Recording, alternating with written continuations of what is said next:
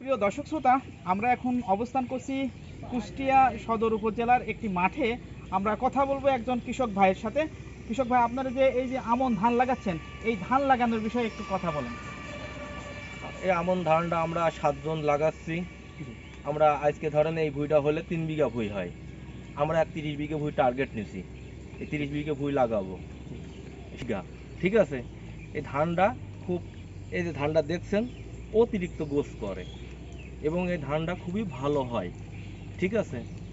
আমরা ব্যস্ততার মাঝে সকালবেলাতে বৃষ্টি রোদ বিভিন্ন আবহাওয়ার সঙ্গে ব্যাসেস করে কাজ করছি এবং খুব কষ্টকর।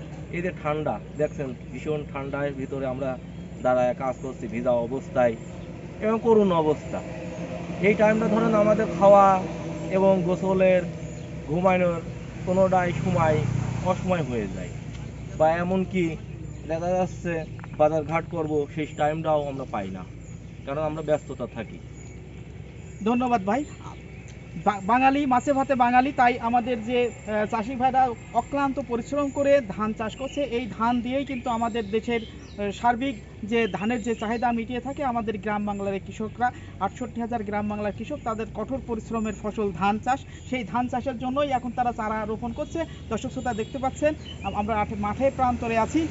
আমি মোহাম্মদ মঞ্জুরুল ইসলাম, চ্যানেল A1 কুষ্টিয়া।